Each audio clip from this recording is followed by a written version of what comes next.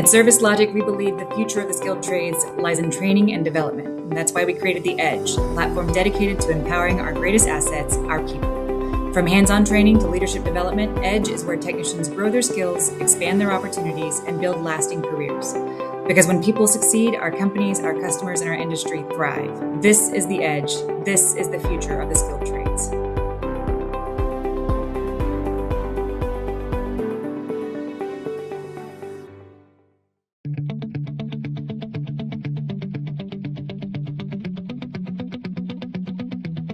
I chose the iConnect training equipment because I already previously had some iConnect training equipment, and I was very pleased with the equipment I had, the quality of it, and pre-designed labs that came with it. So when I expanded it more into the catalog, I decided I wanted to get this refrigeration trainer in my program to expand my program. My experience so far using the TU-155 has been a pretty good experience, especially my second year students, and the light bulb kind of syndrome goes off when you see that little flicker in their eye and they're, oh, I got it. That's what us instructors, what we look for is the I got it moment. And this helps me to the I got it moment with my students, and that's what's my goal to achieve. We are Daikin, the #1 global indoor comfort provider. Our innovative home and building solutions are engineered with energy efficiency and sustainability at their core, ensuring improved indoor air quality for all. From heating and cooling to ventilation, air purification, refrigeration technologies, and connected devices, we're at the forefront of technology, addressing the pressing challenges of sustainability.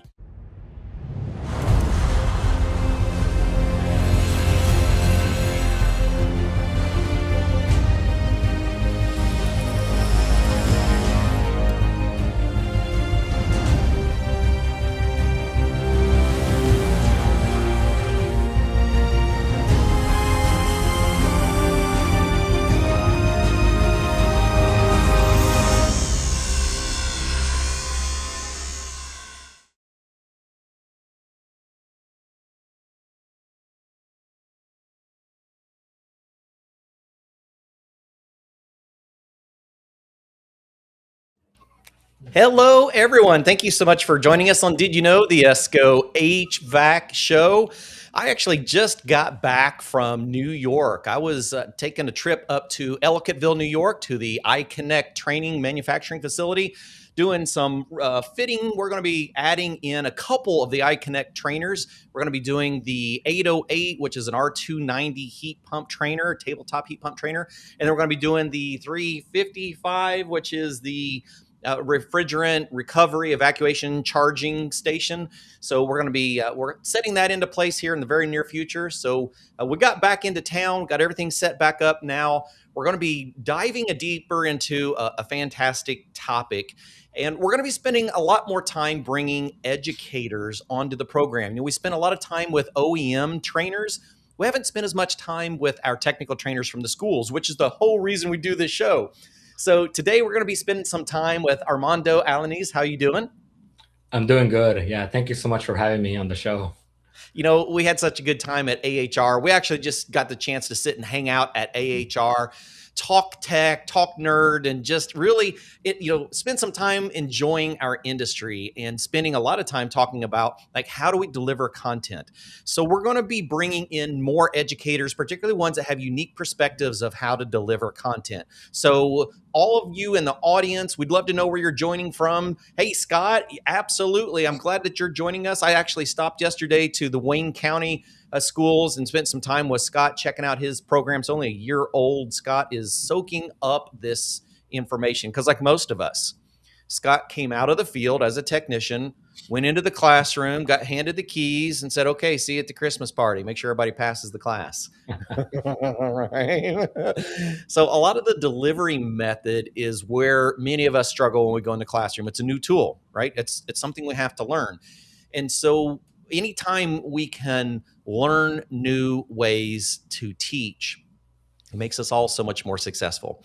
So we're going to spend a little bit of time today, and I think you're going to enjoy this perspective. So Armando, give us a little bit of your background before we dive into this fun way of teaching wiring diagrams and electrical. Sure. Yeah, I was born and raised in Los Angeles. So I had a friend at the time. I was working at a grocery store. And so I was mopping the floors, and he was coming the opposite way, and we bump into each other, and he says, "Have you ever thought about HVAC?" And like to many of us, you don't know what HVAC means. I had to look it up, Yeah. and I went to a trade school, and I'm a big believer that three things can happen in a trade school. You can learn nothing, no knowledge. You can learn what you're supposed to, or learn the wrong things or the wrong way. So in my Yeah. case, I learned the wrong way. And so, like you said, gave me the keys to the service van, and I did terrible as a service technician. So shortly after that, though, they did lay me off after a couple months because you're supposed to perform, and Yep. I Make understood money. that. So then a buddy of mine had his own contractor's business as an HVAC contractor, and so I worked for him as a installer for about 2 years, and that was rough.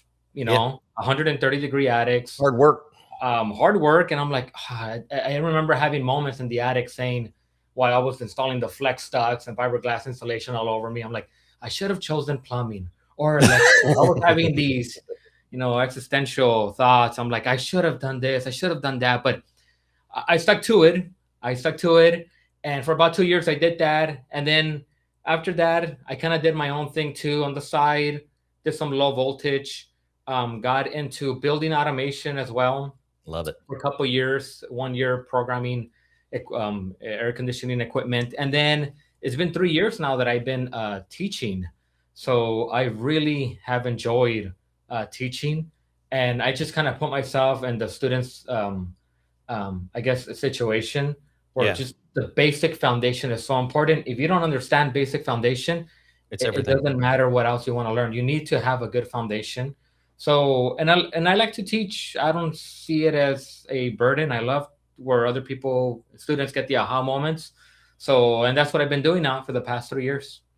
I love it. Actually, Scott was just saying he's actually using some of your content in his classes. So Oh, I'm let's happy hear. to hear that, Scott. Please continue using it and teaching the next generation of technicians, please. Yeah, that's what we're here to do. We're all here to learn and grow and develop together. And part of that is sharing our experiences, helping other educators be more comfortable with doing that, with raising this next generation of technicians. We're educators, we are mentors, we are advisors. And so any tool that we can use to help them understand these fundamentals better is an absolute asset. So when I seen your class on this, hey, Osvaldo joining us from Belize again. Thank you very much. Down in San Pedro, beautiful weather, I imagine right now. Osvaldo is a technician, so this is really going to be a good one for him, Armando. Nice to have you So with us as well. Yeah. when we talk about wiring diagrams in particular, Armando, Mhm. it is one of the most misunderstood components of our industry. And every survey that we do from high school students, understanding electrical diagrams, wiring diagrams is typically the one that is the most questions.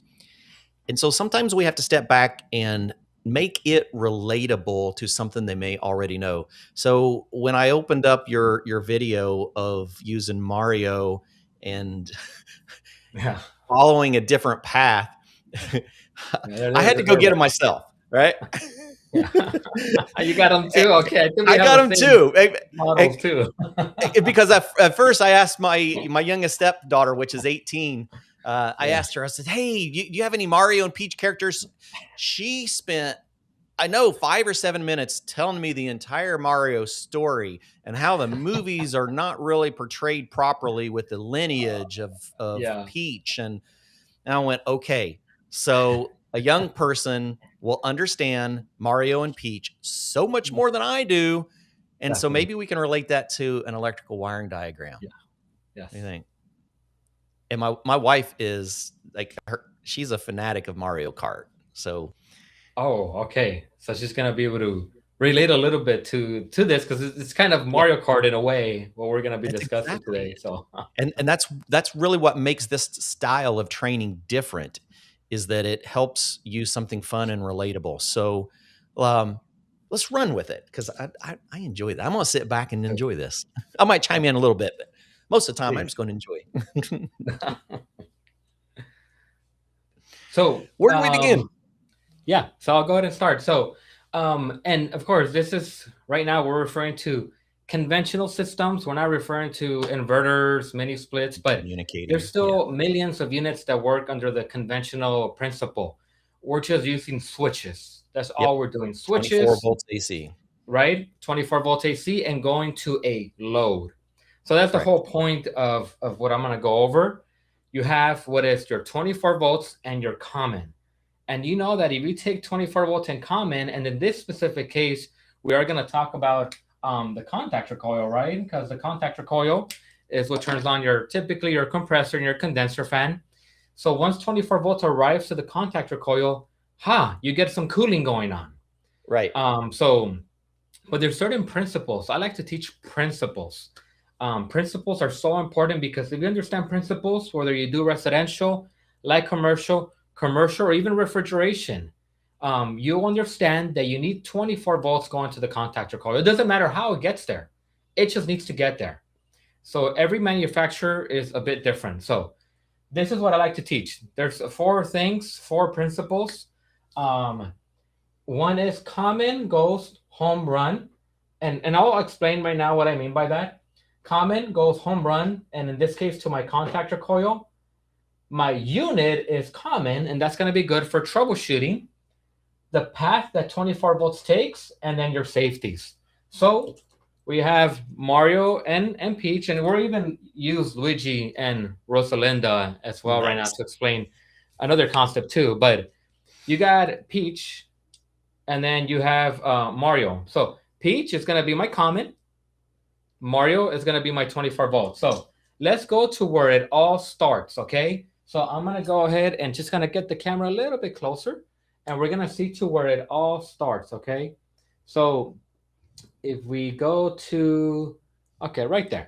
So if you go right here, this is my transformer. And you have 2 different kinds of diagrams, right? You have pictorial connection diagram, and you also have ladder diagram. So this is a pictorial. You're able to follow everything. So Peach is common. Mario is 24 volts because we're only focusing on the 24 volts today. So you'll have to race. They have to race and make it to my contactor coil. That's the whole point. And, if you play Mario Kart, you don't want to bump into each other, right? Because that's going to slow you down and that's going to create issues, right? So you want to make it so that it goes all the way to the finish line. That's the whole point of 24 volts, hot and common. So when I said that common goes home run, but what I mean by that is if you were to follow, and I guess in this specific case, I can use a blue color, even though it says brown, but I'll use blue. So if you follow blue here, it goes to the board, and it says right here, it says common and /C right here. Now, on the board, these 3 right here have continuity. They have continuity. If you look at the back of that board right there, all these, whatever wire goes here and whatever wire comes out of these right here, they're all common. So if you look at the first one, it says common /C. The following one says com. The following one says C. They're all common. So if you follow Peach's path, Peach is going to go. She makes it to this big, if you want to think about it, a big wire nut. They're all common. And Peach, because common goes here, there's this C right here. If you follow it, that goes to my contactor coil. You bet. So you have a direct path, a home run. So Peach is going, la-di, I'm having a good time. There's no switches to go through. And awesome. There's a path, and boom, she's already made it to the contactor coil on one side. Peach is already there. Now, I'm not saying that nothing can happen to the wire. The wire can break. The board itself can the road mess could be up. Blocked Something can happen. But typically, common, it's home run. It's not going through any switches, and it made it to one side of the contactor coil. So now we need Mario to make it over here, right? We need Mario to make it on the other side. So technically, I could do this if I wanted to. I can just grab 24 volts and then just go straight right there, and that would work.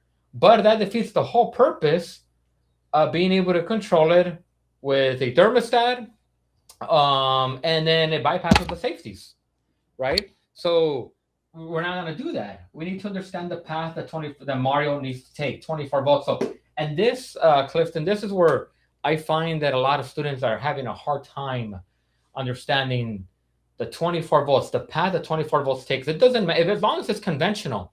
Right. Mario or 24 volts, it takes a path to then make it to the contactor coil. That's a given. It's going to happen.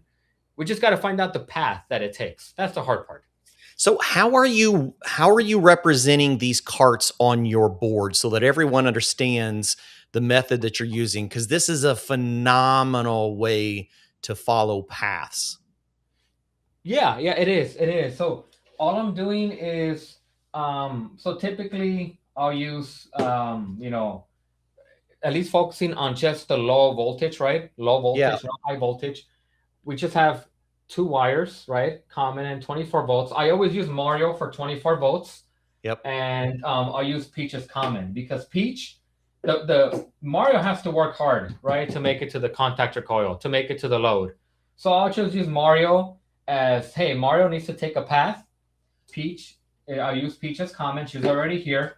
And I'll just use Mario as the one that needs to travel through the board, through the safeties, through the thermostat to make it to the contactor coil. So that's typically what I use. There's no specific rule, but I use Mario Sure. for the 24 volts, and then I use Peach for common. How are you making them stick to the board? Because I'm sure there's going to be a lot of people interested in this. So I have a little magnet, so in the back. So what I actually had to do, though, I had to go to Staples and get the manual for the system and print an adult size schematic. And I have two. I have a pictorial on a ladder. It wasn't cheap, Sure. but it was worth it, because you're able to teach. I mean, to look at a schematic, I mean, with like very like small print, typically that's how the systems come. It's hard sometimes. Yeah, absolutely. So if I'm able to print it out, it works out. So I have the whiteboard. The whiteboard here is magnetic. I'll just get a little bit of adhesive. And sometimes I have to put some glue in the back to make sure it sticks. And connect the sometimes bar the magnet. magnet will come off. And then Peach will fall. And that's how I had to buy actually a new Peach, because her head broke. And she fell the wrong way. And Poor her head broke. Peach. So poor Peach. Yeah, she suffered, but I had to buy another one. So different magnets, they don't have to be too strong. Put a little bit of, the ones with adhesive, and sometimes I'll put a little bit of crazy glue, but you don't have to, right? Right. So I just, just a magnet with adhesive, and then it just sticks to the whiteboard. So I love it, because Scott was just mentioning how a lot of students have a hard time understanding that relationship, and this gives us a way to be able to show the actual path using different characters. And if you're looking for this particular wiring diagram, I actually have it pulled up right now. This is just a Carrier, a PhD 4 series rooftop unit. And you can grab that right off from something like Manuals Lib, or you can grab the actual manual itself, take it to a local print shop or CVS anywhere, and have that blown up to size so that you can use it. I'm an advocate for using large wiring diagrams myself. It's the reason I got the smart board behind me. That's an actual full smart board, so I can pull up wiring diagrams here in the classroom. And it makes a big difference being able to show these separate paths. And Scott, for a scenario like you could actually show those high voltages using a couple of characters and a couple of colors, and then show your low voltage as separate, and keep it clear, being able to show they are on different paths going to different places. And I think it'd be very helpful to do that. I mean, this is our racetrack of power is really what we're looking at, isn't it, Armando? Yeah, it is. So all we care about is that Mario makes it with Peach, right? They need to race and get to the finish line, right? Yeah. And so, any instructors out there, it's all about being, I just kind of go back to this. You're able to learn by seeing, hearing, or touching, right? So you got to do all three, especially for the students that today, rely a lot on technology. So a lot of schematics, a lot of visuals, illustrations. So, but yeah, kind of going back to this, yes, let's do. It's interesting, because all we care about, if you really think about it, I mean, of course, and I always joke around with my students, this contactor here, where you see right there, it's open, all we care about is for that to close, because if that closes, then stuff turns on and you have some cooling or heating. This is a heat pump, so it would be heating in this case, but all we care about is for that switch to close. And how do we close that little switch so that power can go and turn stuff on? Well, we got to power up the contactor coil, right? So, there's a cause and effect, but we don't have Mario going to the contactor yet, so I'm going to go ahead and erase that. But another thing that I also tell my students when teaching this is that if you look right here, there's another wire that goes, and it goes to my ground. So I always say my whole unit is common. And they're like, wait, what does that mean? My unit is common. Well, guess what? If Mario somewhere touches the actual chassis or the unit itself, that's going to create some issues, because the way I like to explain it is, and in this case, Mario and Peach, I apologize. I'm going to use you as gang members for a bit. But if these two are gang members here, right? And they're going to fight, right? They're going to fight. Hey, what are you doing in my neighborhood? And this and that. And they're going to fight. And then what happens? Your 3-amp fuse pops. Your transformer goes bad.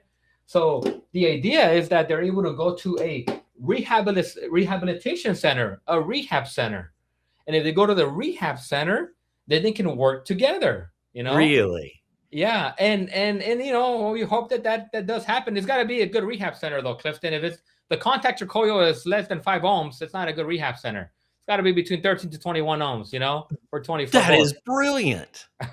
And sometimes I'll explain other illustrations, right? Like you got your spouse and, they need therapy. They're going to fight, but if they go to the therapist, they can work together, So whatever clicks for students, that's the whole idea. So that's why I mentioned common is your unit is common, because you need to ground the common part of the transformer. So Mario can't touch the unit, or Mario cannot touch anything that has the common to it. So this helps out with troubleshooting. I see a lot of old units that do not have their common grounded.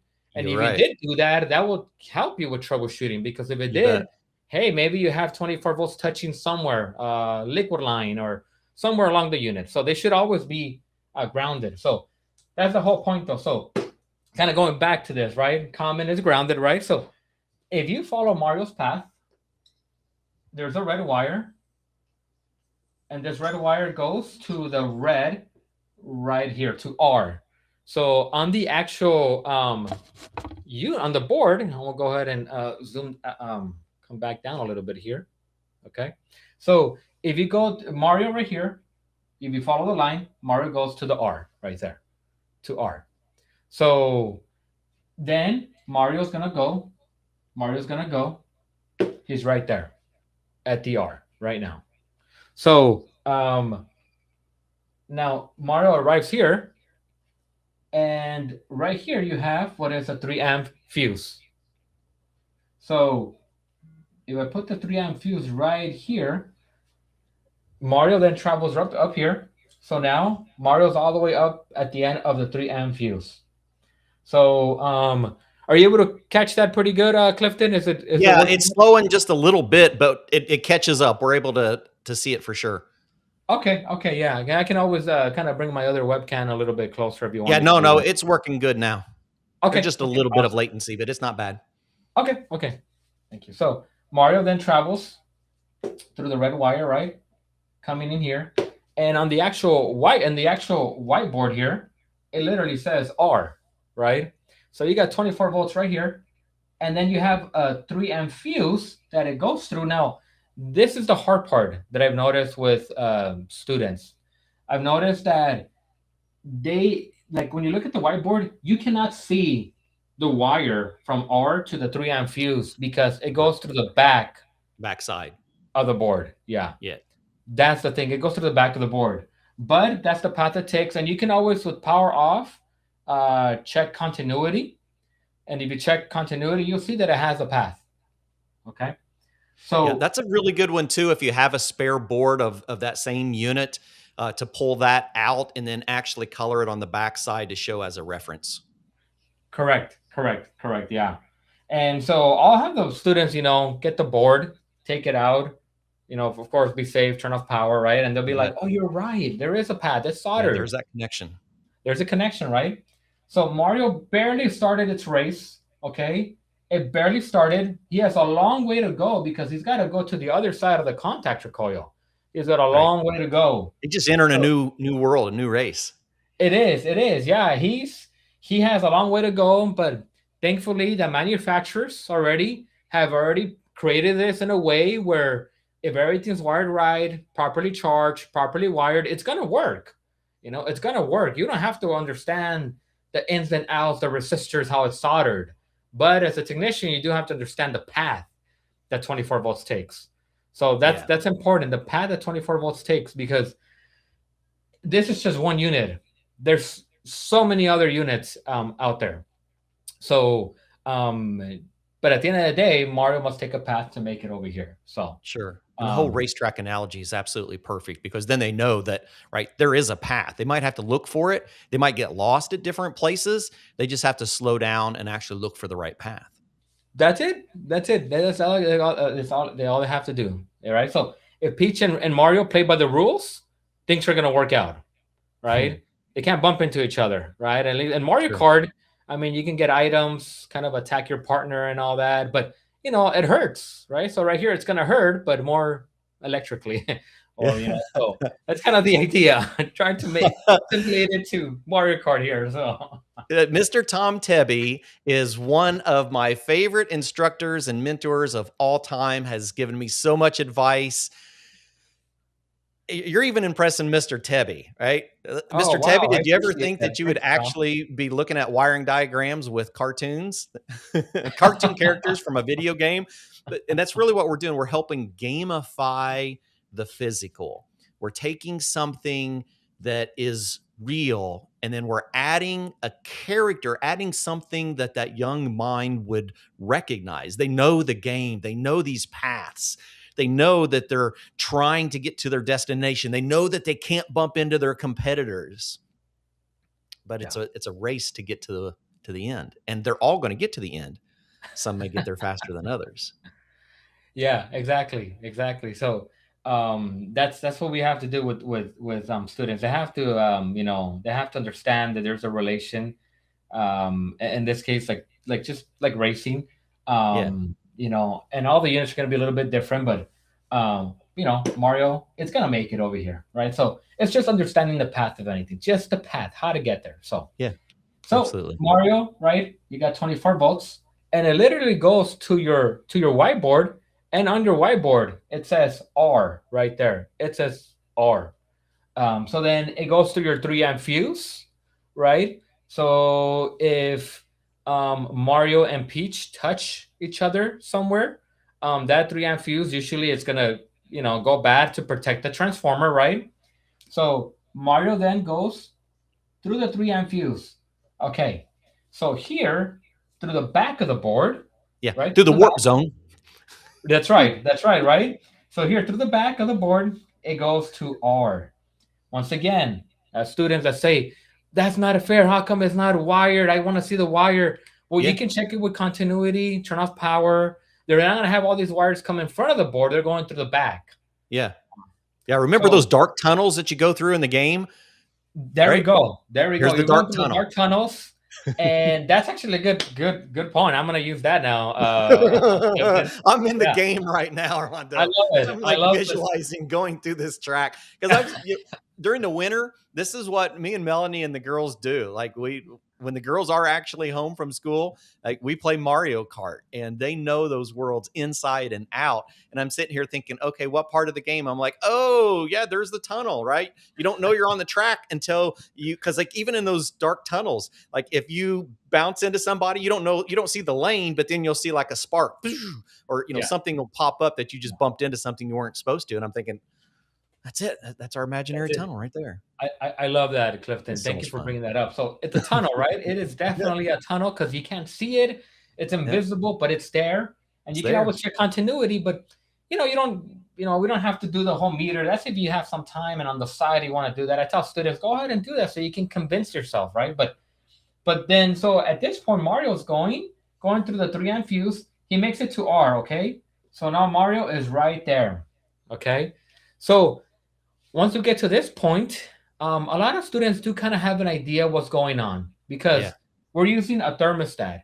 And thermostat, I simulate that to just a switch. Like right now in Yeah. my room, if I go and turn off the light and go to the switch, the light's going to turn off. Yep. Simple as that, right? So that switch is just a switch. And a lot of my students too, they have a hard time understanding that when the switch is closed, that's a good thing if you're trying Yeah. to turn something on. But if it's open, that means that power cannot go through. And I kind of simulate it to like a like if you're driving a car and you were trying to go through a bridge, if it's open, like the Golden Gate Bridge, Perfect. well, you can't go through. You're stuck. Yeah, no, you're gonna go in the water.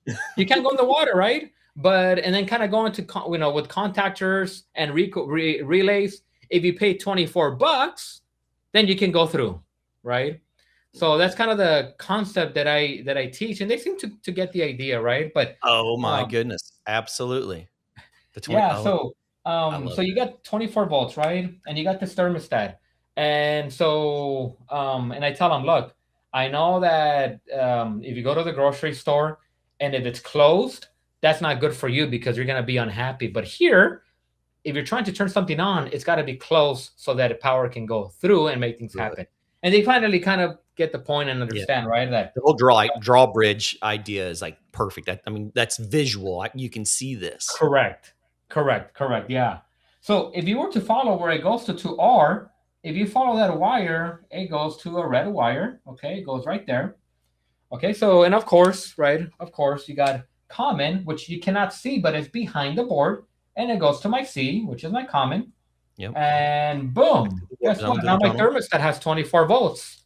My thermostat is on. At least the LED, the backlight, right? Yeah. But the thermostat is also a switch, right? So you have something that is a temperature switch, close on rise, open on fall. That means that if temperature rises, and let's say your set point is, just 70 degrees, right? Set point is 70 degrees. And then your ambient temperature, I'll go ahead and put a temp ambient here. It's 75. Hey, I'm 5 degrees over. I'm going to have a call for cooling. That switch is going to close.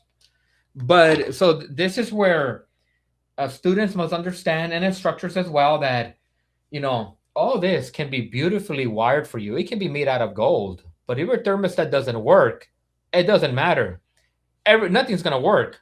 Your thermostat has to be wired correctly. That's one. It's got to be wired correctly.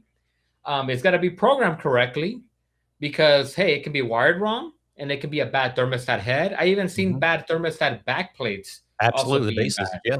Right? So it's a couple of things, right? But once again, going back to the switch function, if it's really hot and I have the mode, if I have it on cool and the set point is 70, and if it goes over 70 and it's 75 degrees, because the thermostat's telling me that, hey, I'm going to have a call for cooling because this thermostat, at least with Y specifically, it's a close on rise. So what that means is temperature rises over the set point, the bridge closes. So then Mario can go through, right? So that's the whole concept of that. So this is a switch. So let's say that is the case. Let's say that set point is 70, the ambient temperature is 75. So then what Mario does, Mario goes here, right? So Mario is still the red, right? It still hasn't changed. He's still the red.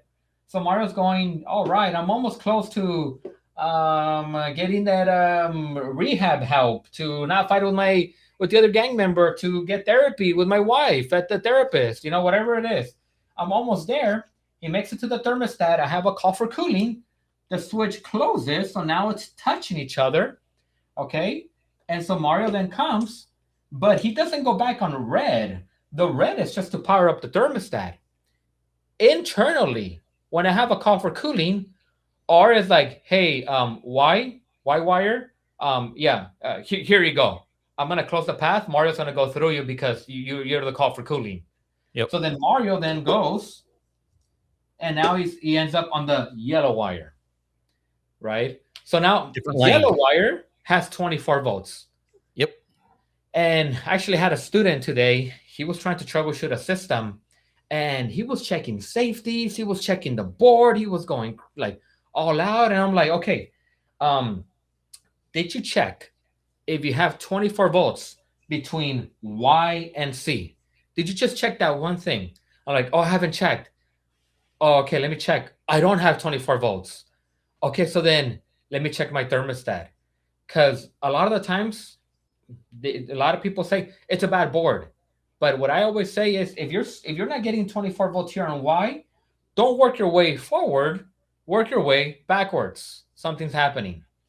So, but let's say this thermostat's working fine. You're at Y. So then, if we were to follow Y now, and I guess I'll use another color for Y. I'll use orange. Well, actually, Sure. we're gonna talk about the reversing valve in a bit. So, I will use a different color. I'll use this purple one, purple-ish wire. So Mario then comes on the yellow wire.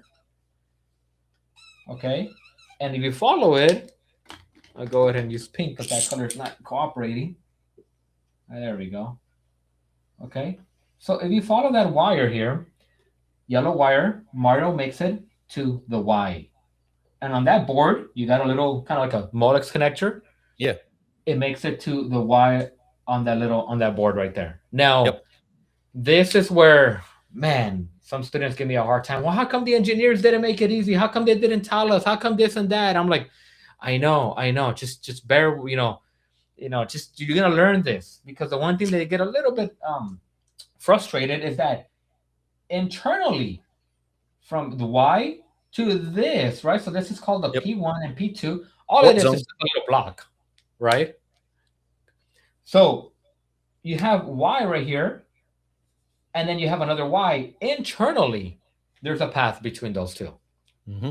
That's all it is. But for students, it's a little upsetting because it's like, but I didn't know that. I'm like, well, that's why you're in school, and just understand that there's a path that Mario takes, right? So then Mario ends up going like that. Now he's on here. Now he's only here because the thermostat, we have a call for cooling. So then, there's a path, and it's going this way. Boom. He makes it over here, right? And these are already connected for you. They're already engineered for you. So you don't have to worry about it too much. Now, if you were to follow that yellow wire, let's follow it. Okay, follow it. Now, because this is a heat pump, there is a defrost board, but it's still a path that Mario takes. Yep. So here we go. Mario started here.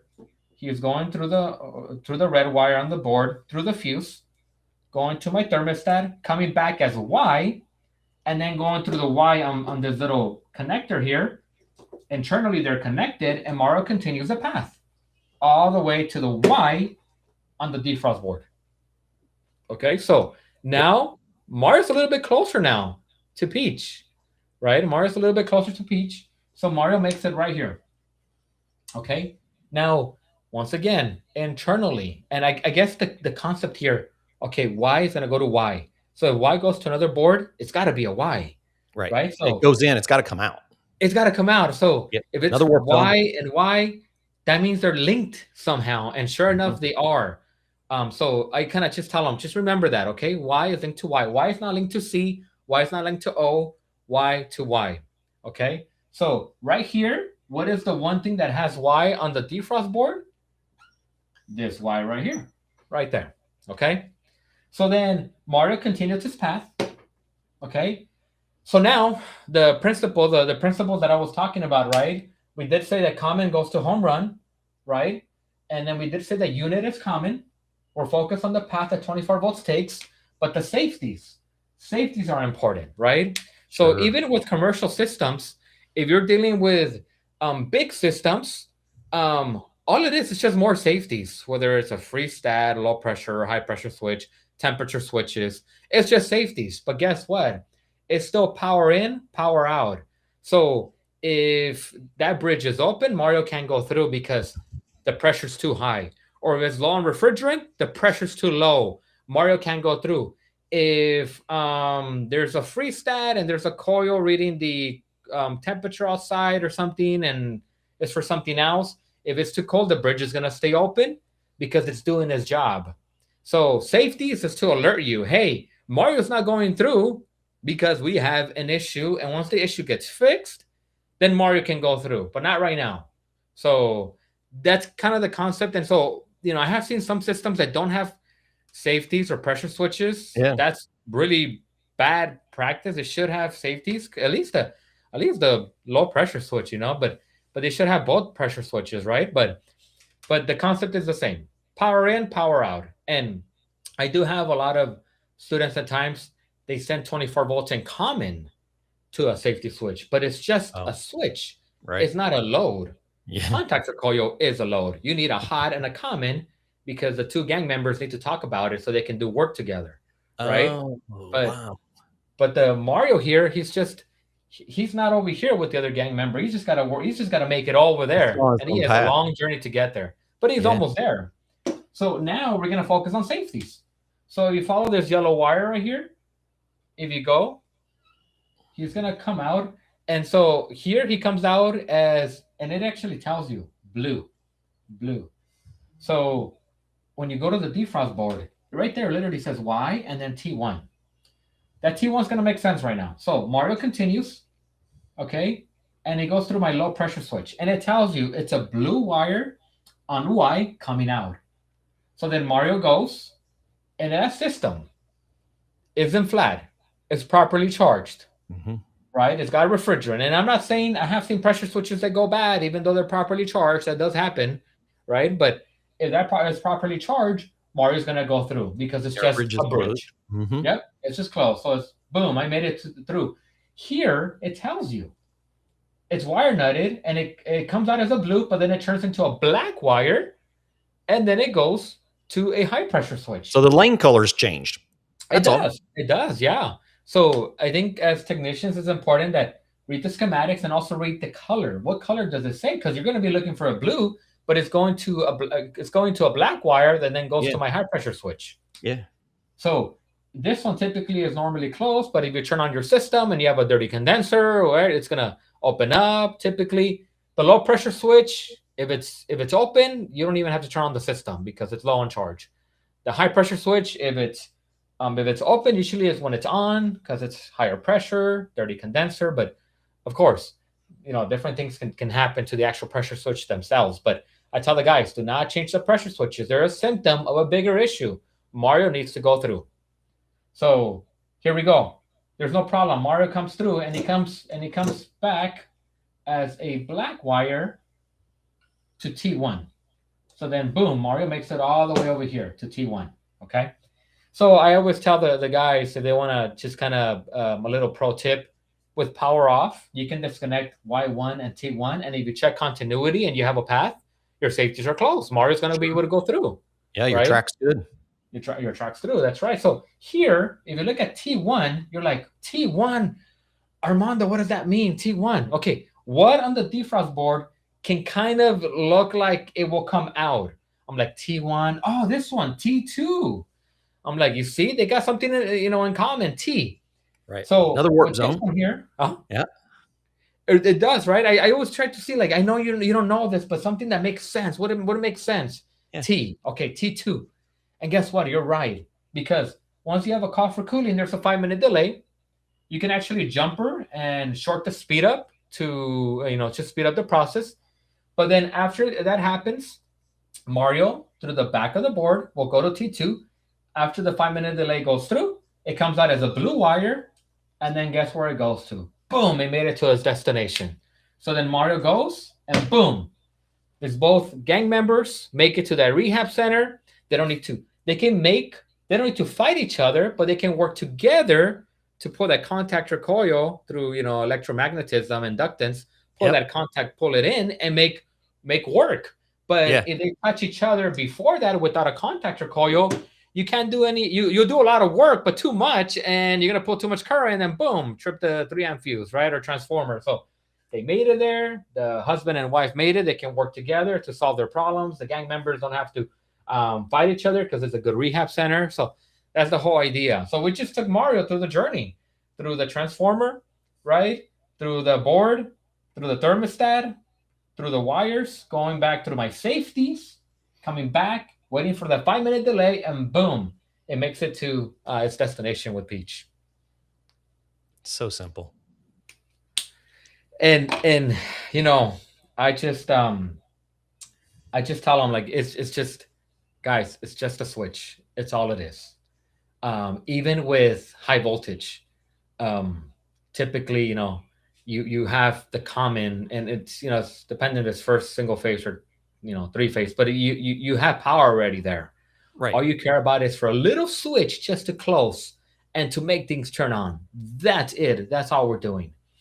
And troubleshooting wise, I do tell them, hey, like, have in mind though, Mario and Peach, they have to make it to the contactor coil because they're gonna fight. So what can you do? Well, a lot of the times you have Mario, because the wires don't get taken care of by the pressure switches. They're touching copper or tubing. So what I tell them is unplug everything, unplug the T1 and Y1, go into your pressure switches, unplug it, check one wire to your chassis, to your copper. And if you get continuity, Mario's not supposed to be touching Peach before that. They're going to be fighting those gang members. They got to go to the contactor coil. So, and boom. And that's kind of the concept that I teach is going back to the principle. Safety is common, goes home run. The unit is common. And the path that 24 volts takes, or that Mario takes. Yeah, because when you're talking about taking, you know, doing a jumper between parts of the path, like literally that you're adding a shortcut. You can explain where here's the shortcut that Mario can take and bypass this part of the track. And you're creating that shortcut. Like every bit of it is relatable to a racetrack. It's all it is, Clifton. It's just a racetrack. I know they're coming out with inverters and other things, but I mean, for your, like, even if we're getting into inverters, if you could just have a solid foundation as a student and understand conventional, you're going to understand. You understand all the complicated stuff, but just keep it simple. Keep it as a racetrack. You know, of course, this one I've been able to practice with a lot, but all the units that I've worked on, it literally is just a path that 24 volts takes. Once you figure it out, you figure one unit out or two, you're like, you know what? It's not that hard. And if you make it easier, if you have a meter with the skinny test leads, you can always compare the hot to common to see if you got Mario present all the way through. So I'm gonna need me some Mario leads now. You know how you put, remember back in school and you had the little eraser tips that you could put that were little characters? Like I want those for my leads now. I gotta go back to, I gotta go relive my childhood. I remember Mario, you know, playing Mario Kart, having all those Mario stickers, all that. I was into all that. You know, you grow up and get busy in life. You got to go back to being a child, though, sometimes. Okay. So it's going to help students understand because they probably play Mario Kart, you know. I'm sure they do. Adults play it. I played it last week on the Nintendo 64, you know, and the graphics are pretty bad, but I had a good time playing it with my friends and you know, and so, you know, but it's just relatable to students. Yeah, absolutely. Like I said, I just got the entire legacy from an 18-year-old. So they absolutely understand Mario Kart. I guarantee every Gen Z has played Mario Kart. They know Mario, they know Peach, they know the entire team. And when you can use them as the race and the different paths, that's all it is, Clifton. That's all it is. And before I finish, we forgot about two other racers. We forgot about Rosalinda and Luigi. That's right. Because this is a heat pump. So if I want to call for cooling, I also need to send power to my what's it called? To my my reversing valve. So if you go back, I gotta first identify my reversing valve, which is right here, RVS. So we're gonna use brown we're using brown for, in this specific case, they're using it for common. So brown, I'm going to use that as blue. It's common, right? Yep. It goes to common right here. And it's actually 4, 3, 2, 1. So 2 is common. And so if you were to follow this, internally, it's going to this common. And this common, guess where it comes from?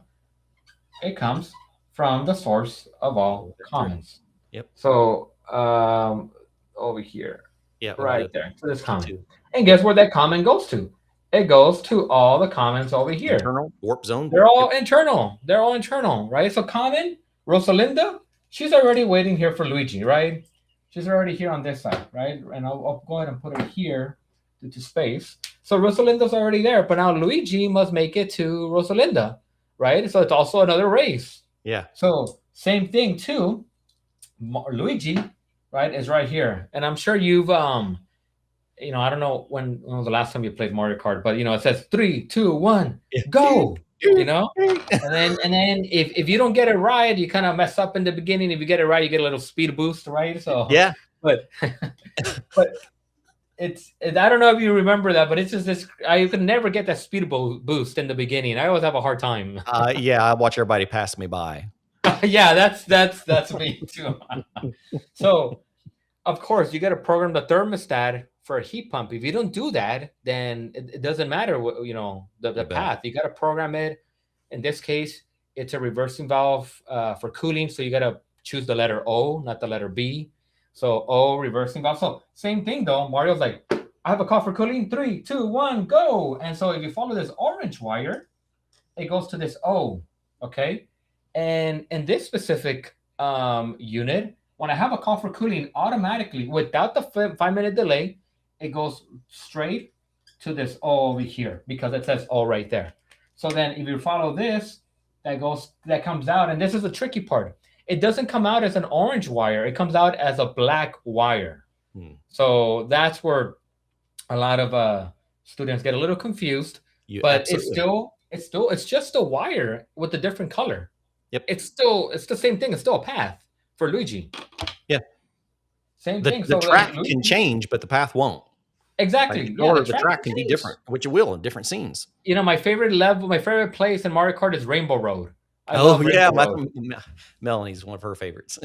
Yeah, I love Rainbow Road. I always tend to top. I always lose. That's a hard road, but if you do things right, Mario or Luigi are still gonna make it to its finish line, right? So Luigi's gonna go, and I have a call for cooling. So what happens is that over here internally from the thermostat, of course, it's internally it's gonna give the 24 volts over here, right? So it really starts here with 24 volts. Thermostat has 24 volts. Hey, you have a call for cooling? Here you go, reversing valve, because this is cooling. So boom, it gives it goes, and if you follow it, it goes to the reversing valve. So now the reversing valve has 24 volts, and I have a call for cooling. And the same thing too. If I have a call for heating, I'm not gonna send 24 volts. So then Luigi's just gonna go back and wait over here while I have heating, because this compressor needs the contactor to be pulled in for heating.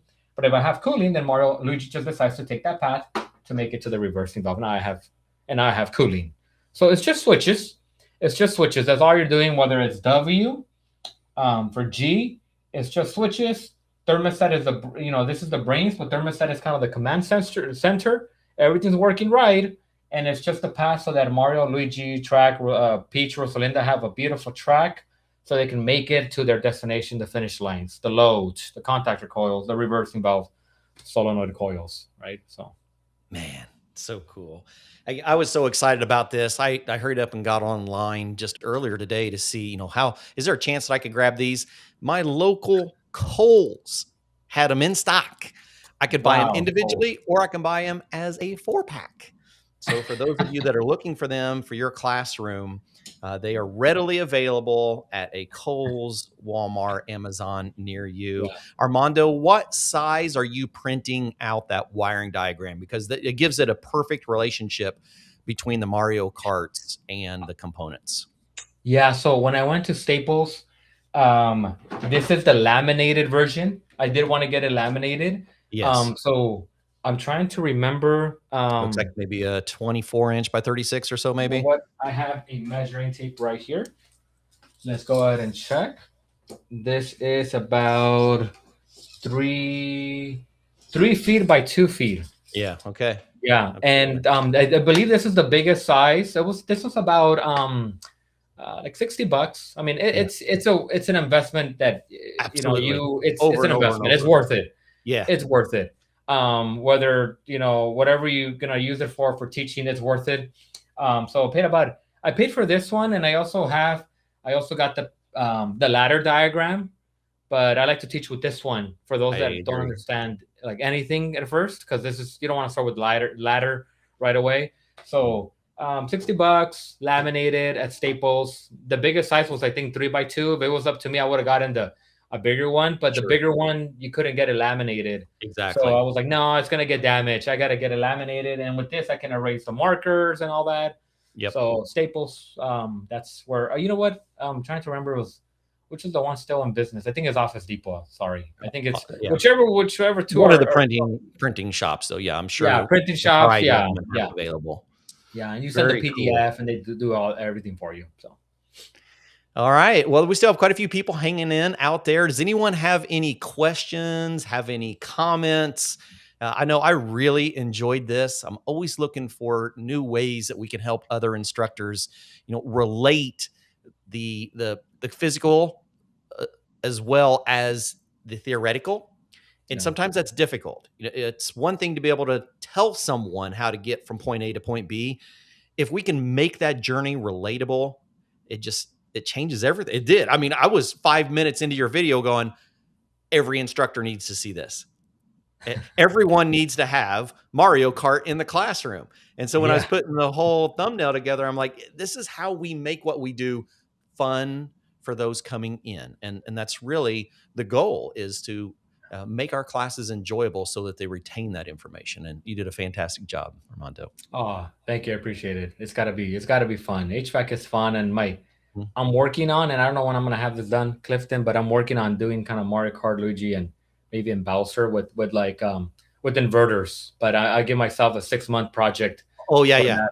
I'll get there. If you ever need any help on that, let me know, because I do a lot of the actual path of inverters, generalized inverters, because you can follow the path very similar on these.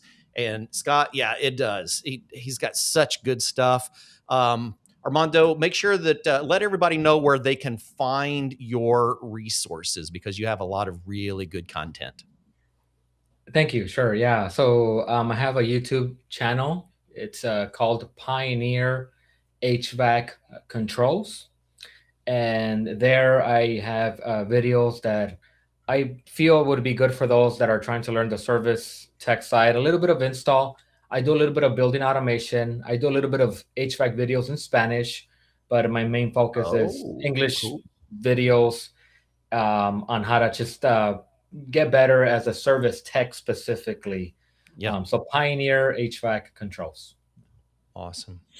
All right, my friend. Well, I sure appreciate you. I really enjoy this. I hope everyone walks away with a slightly different perspective of how to teach wiring diagrams. I hope as I'm out journeying around, visiting schools like I did yesterday at Wayne County with Scott, that I start seeing some interesting, relatable items in the classroom, particularly if they relate to things like Mario Kart. I think that'd be a lot of fun. That's right.